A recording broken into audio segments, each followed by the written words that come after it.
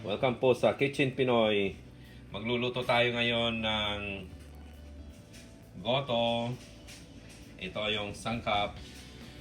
Bituka ng baboy. Pinakuluan ko ito ng suka at saka bay leaf para mabango siya, mawala yung amoy. Minced garlic. Isang buo ito na garlic or pwedeng dalawa o kasi i-fried natin ito. Tapos yan ang ilalagay natin sa toppings niya. Onion, isang buo, malaking sibuyas. Okay. Ito yung ginger. Medyo marami yung ginger niya kasi mas gusto ko yung mas marami. Patis, paminta, durog na paminta siguro mga 1 teaspoon. O depende sa gusto ninyo. Asin para panlasa, and 3 cups na malagkit. Binabad ko na siguro mga 2 oras na siya. Okay, umpisahan natin ang paggagawin. Magpainit lang tayo ng oil, medium heat lang, huwag masyadong mainit, and then i-fry natin itong minced garlic natin. Okay,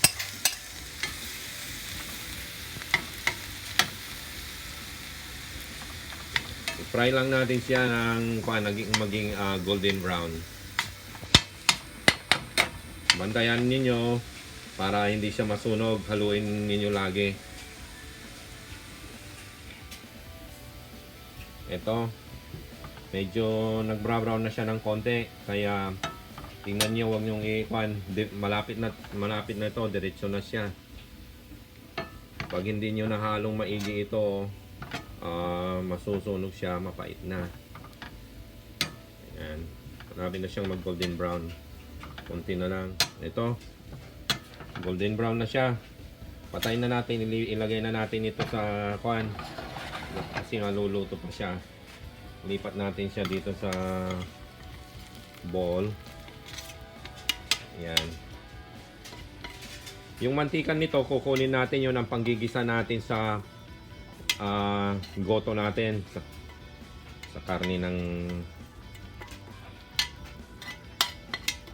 goto. Yan.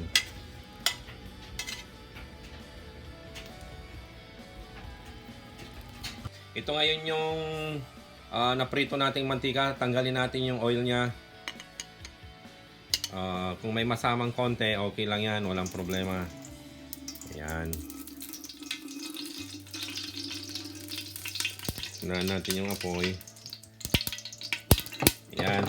Tapos ilagay natin yung onion. Sabay na yung kwan. Sabay na sila nung ginger natin. Ayan. Lagay na. Haluin natin.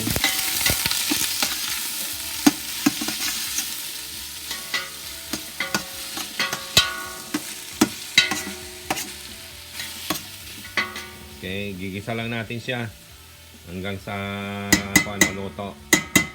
Tsaka natin ilagay yung bituka ng baboy.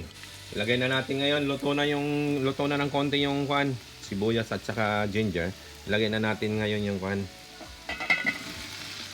bituka ng baboy. Then mix lang natin.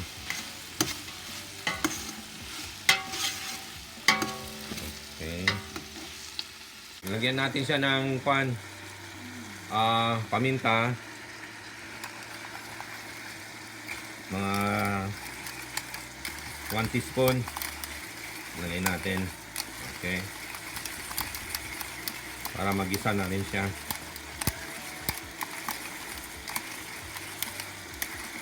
Mix natin siya, tapos lagay natin siya sa medium heat. Then takpan muna natin siya. Ganyan na muna. Takpan natin para maluto siya ng konti.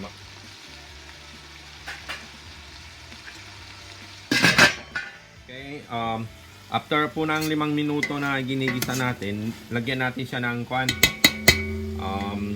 patis. Lagyan muna natin siya ng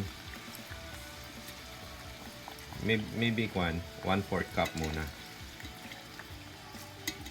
para maigisa na rin yung patis. Magdagdag na lang kayo ng asin mamaya kung kulang. Ito, para mabango siya. Igisa na natin yung patis. Igisa na rin natin siya. Okay. Mix well natin. And huwag muna natin siyang takpan para lumabas yung amoy niya. Yan. Okay. Continue pa rin sa paggisa. Ilagay na natin yung nababad nating malagkit ngayon. Yan.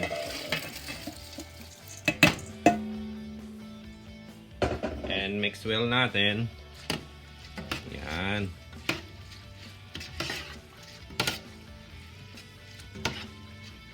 Yan. Mix well lang natin. Nakasan natin ng apoy para kumulo siya kagad. Pero tingnan nyo baka masunog yung sa ilalim niya. Yan.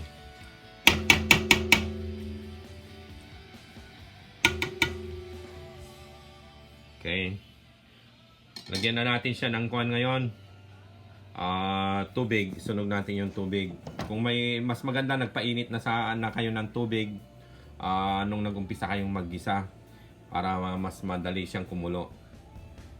Okay. Ito. Hindi pa kuwan. Medyo mainit siya.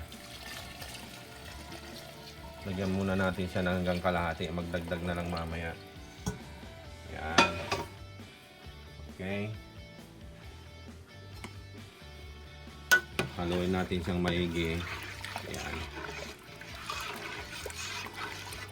Kulang pa yung tubig nito. Kaya magpainit na rin kayo ng tubig ngayon na pandagdag ninyo mamaya. Okay. Pagkaraan ng 10 minuto, ito na siya. Lutuin pa natin to. Mas masarap kung matagal siyang lulutuin. Yung halos madurog-durog na yung malagkit niya. Ayan. Okay. Usually niluluto ko ito ng 40 to 1 hour para na rin lumambot ng husto yung bituka ng baboy kasi makunat pa siya. Tsaka mas masarap yung malapot-lapot na siya na maigi. Dagdagan nyo pa ng paminta kung gusto ninyo at saka yung asin para yung naaayon sa panlasa ninyo. Okay. Kung mayroon kayong chicken cubes, lagyan nyo ng konti. Mas masarap siya. Optional yon. Pero masarap siya kung meron yon. Yan. Medium heat lang natin siya, then takpan natin. Haluin nyo lang lagi kasi nasusunog yung sa ilalim niya. Okay, ito na siya. Pagkaraan siya ng 14 minutes, ganito na yung itsura niya. Nagdagdag ako ng tubig. Magdagdag kayo yung kung gaano karami yung sabaw na gusto niyo. Minsan gusto nila yung masabaw. Ito gusto ko yung ganito kalapot. Ito. Yan. Luto na siya. Pwede na. Okay. Nasa 40 to 45 minutes yung pan nito. Medyo malambot na rin yung bituka ng baboy. Ito na po yung finished product natin. Nilagyan po namin ng toppings na yung fried garlic kanina, 1 teaspoon, and boiled egg, and a teaspoon of scallion. Yan na siya. Lagyan nyo ng extra paminta. At ito yung sausawan, lemon and patis at saka sili at nilagyan ng scallion. Okay. Okay, yan na siya. Thank you.